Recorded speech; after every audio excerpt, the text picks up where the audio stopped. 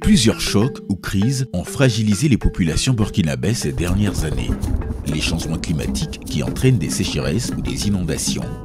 Les attaques sur les récoltes, criquets, chenilles, oiseaux granivores.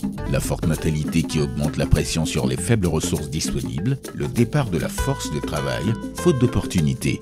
L'insécurité et les violences intercommunautaires. Face à ce constat, il faut aider les plus faibles à mieux résister à ces changements et pouvoir rebondir après des chocs. Cette capacité s'appelle la résilience. Face à ces multiples défis, l'Union européenne a développé un nouvel outil de financement qui vient en renfort des autres outils de développement et d'aide existants. Le Fonds fiduciaire d'urgence pour l'Afrique a été créé en 2015 pour renforcer la stabilité à long terme et s'attaquer aux causes profondes de la migration irrégulière et du phénomène des personnes déplacées sur le continent africain. Le fonds a permis de lancer des projets plus rapidement que dans le cadre de l'aide au développement classique ou l'appellation fonds d'urgence. Alors c'est un outil nouveau qui nous permet d'avoir une grande flexibilité, qui permet aussi de cumuler de l'argent à la fois de l'Union européenne mais des États membres et d'autres institutions internationales pour quelque part valoriser l'entièreté de ces fonds. En Afrique, le Fonds fiduciaire d'urgence, en abrégé FFU, finance des activités dans 26 pays. C'est en fin 2016 que le Fonds fiduciaire d'urgence a démarré ses activités au Burkina Faso. Le Fonds fiduciaire cible plusieurs problématiques. La lutte contre la migration irrégulière, la promotion de l'emploi, la lutte contre l'insécurité, la promotion de la bonne gouvernance et de la cohésion sociale, et enfin le renforcement de la résilience. Parmi les grands domaines d'activité, effectivement, nous avons ce volet résilience qui permet de travailler avec les populations les plus pauvres dans les zones les plus sensibles du Burkina Faso, afin de travailler sur un meilleur accès à la santé, un meilleur accès à des activités génératrices de revenus et de relèvement économique, et enfin de travailler à la bonne gouvernance locale pour ces populations.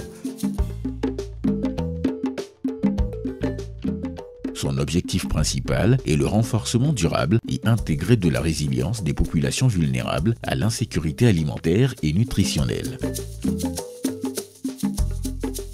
Le programme FFU Résilience intervient dans 52 communes à travers 4 régions du Burkina Faso. Sur le terrain, les activités sont exécutées par une multitude d'ONG et associations regroupées en 5 consortia. Ces différents groupes composés d'ONG, chaque ONG dans ces groupes ont des spécificités particulières.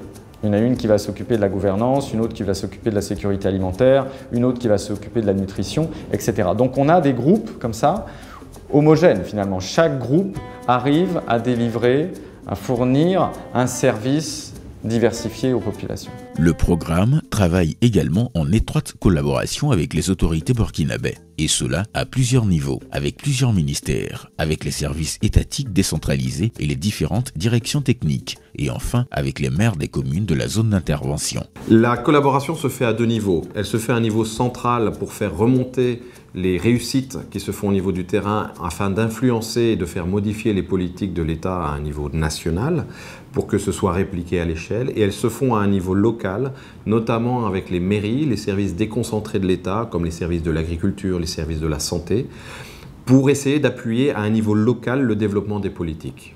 On utilise les méthodes validées par les services techniques du Burkina Faso. Et on travaille en commun et conjointement, on va faire l'évaluation sur le terrain, on va faire l'évaluation dans les villages et elles suivent aussi. C'est-à-dire que quand on va faire une visite terrain pour vérifier que le travail est fait, ces acteurs-là nous accompagnent. Le programme cible les personnes les plus vulnérables, identifiées selon des critères bien précis. La communauté participe à la classification socio-économique des ménages selon 4 types. Les très pauvres, les moyens et les riches. Les ménages les plus pauvres sont prioritairement ciblés par des paquets d'intervention individualisés. La communauté environnante bénéficie quant à elle d'activités de renforcement communautaire. Nous nous sommes dit qu'il va falloir que l'aide que nous apportons puisse toucher effectivement aux personnes qui en ont le plus besoin. Comment faire pour que l'aide parvienne effectivement à ces personnes-là? Il faut mettre en place de bons outils de ciblage.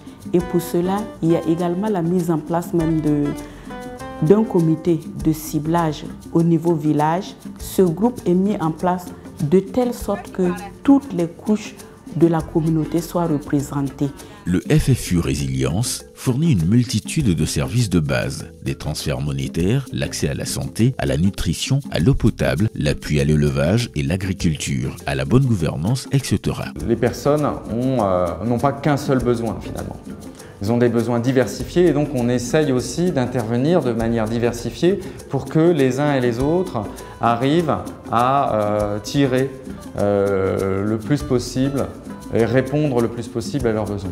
L'objectif du programme est de fournir des services de base de manière continue tout au long de l'année et surtout s'assurer que les bénéficiaires puissent surmonter les difficultés qu'ils rencontrent durant les périodes de soudure entre deux saisons agricoles. Le programme veut permettre aux plus vulnérables de se stabiliser, de rester en bonne santé et ne pas être obligés de vendre leurs actifs comme leur cheptel. Si on arrive à garder ces animaux, ils se reproduisent et assurent ainsi d'autres sources de revenus. Le but est donc de rendre les bénéficiaires plus résilients au choc et leur permettre ainsi de sortir de la pauvreté. Le résultat auquel nous voulons atteindre dans le cadre de la présente action, c'est d'avoir une communauté résiliente. Une communauté résiliente, c'est-à-dire une communauté qui est capable désormais de s'adapter au choc à travers les différents paquets technologiques que nous leur apportons, les formations, que ces communautés soient capables de pouvoir mettre en œuvre maintenant les connaissances acquises. On ne pourra jamais résoudre les chocs et les crises, mais on peut donner les outils et les capacités aux gens de mieux gérer ces chocs. Une bonne capacité de résilience permettra aux plus démunis ainsi qu'à l'ensemble de la communauté de construire le futur avec plus d'assurance. Ce projet, on pourra considérer que c'est une réussite si les populations qui en sont bénéficiaires ressentent un changement dans leur quotidien de vie. Si après 3 ans, 4 ans d'implantation de ce projet, elles ont vu une vraie différence par rapport à l'envoi des enfants à l'école, par rapport à la fréquentation des santé, par rapport à la nutrition, l'état nutritionnel de leurs enfants, et si elles ont réussi à développer une activité économique, voire à se projeter dans une perspective d'employabilité sur le long terme.